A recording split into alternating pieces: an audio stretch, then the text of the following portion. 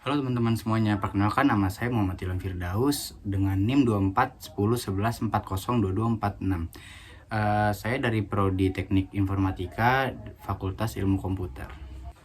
Nah, di video kali ini saya bakal jelasin tentang apa itu sistem berkas, mulai dari konsep dasarnya, terus jenis media penyimpanannya, sampai macam-macam organisasi berkasnya.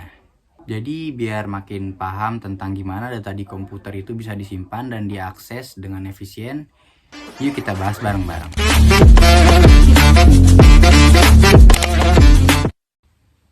Oke, pertama kita bahas dulu tentang apa itu sistem berkas. Secara sederhana, sistem berkas atau file system itu adalah cara sistem operasi mengatur dan menyimpan data di media penyimpanan seperti hard disk, SSD, atau flash disk. Tanpa sistem berkas, data di komputer itu cuma kayak kumpulan angka biner yang berantakan dan gak bisa dipahami. Nah, sistem berkas inilah yang bikin komputer tahu di mana posisi file disimpan, gimana cara membacanya, dan siapa yang boleh akses. Beberapa contoh sistem berkas yang sering dipakai misalnya NTFS di Windows, ext4 di Linux, dan APFS di macOS. Masing-masing punya struktur dan cara pengelolaan data yang berbeda. Selanjutnya kita bakal bahas media penyimpanan. Secara umum ada 3 jenis utama. Yang pertama ada penyimpanan primer, yaitu memori utama seperti RAM, dia itu buat nyimpan data sementara. Dan yang kedua ada penyimpanan sekunder seperti hard disk dan SSD, dia itu buat menyimpan data secara permanen. Dan yang ketiga ada penyimpanan tersier, dia ini contohnya kayak magnetic tape dan optical disk, biasanya dipakai buat backup dan arsip data. Masing-masing punya keunggulan dan kekurangan dari segi kecepatan, kapasitas, dan harga. Misalnya RAM itu cepat banget tapi datanya hilang kalau mati listrik, sementara hard disk lebih lambat tapi bisa nyimpen data jangka panjang. Nah, ngomongin soal magnetic tape, ini salah satu media penyimpanan yang dulu sering banget dipakai buat backup data. Penyimpanan di tape bersifat sekuensial, artinya data dibaca secara berurutan dari awal sampai akhir. Jadi kalau mau cari data yang ada di tengah, ya sistem harus muter dulu, cari dari awal sampai ketemu. Dalam perhitungan organisasi berkas di magnetic tape, biasanya kita hitung hal-hal kayak ukuran blok data, waktu akses, dan gap antar blok. Dari situ bisa diketahui beberapa efisien pita itu digunakan untuk menyimpan data.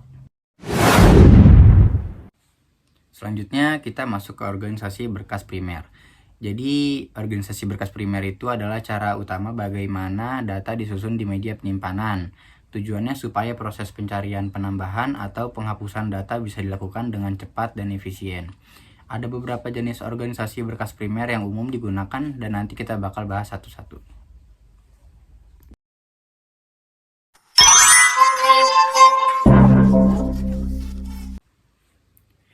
Oke, jadi ada 3 metode utama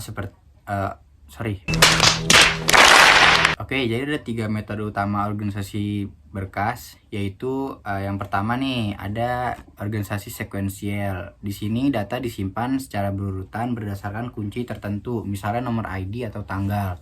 Dan yang kedua, ini juga cocok buat data yang sering diakses secara urut kayak data absensi atau transaksi. Nah, ini yang kedua, organisasi langsung. Ini tuh data disimpan di lokasi tertentu berdasarkan fungsi hashing. Jadi kita bisa langsung menuju datanya tanpa harus baca data lain dulu. Biasanya dipakai di sistem yang butuh akses lebih cepat sih. Dan yang ketiga ini ada organisasi Brindex. Ini tuh sistem nyediain indeks yang nunjuk ke posisi data, mirip kayak daftar isi di buku.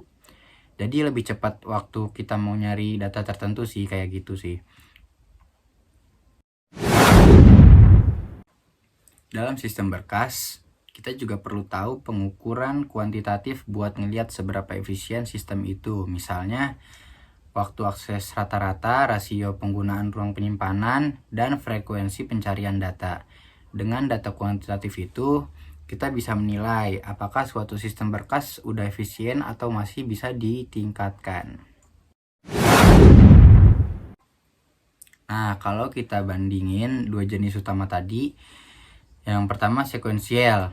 Ini datanya disimpan secara berurutan, jadi kalau mau nambah data baru biasanya harus ditulis ulang biar urut. Contohnya data nilai mahasiswa berdasarkan NIM.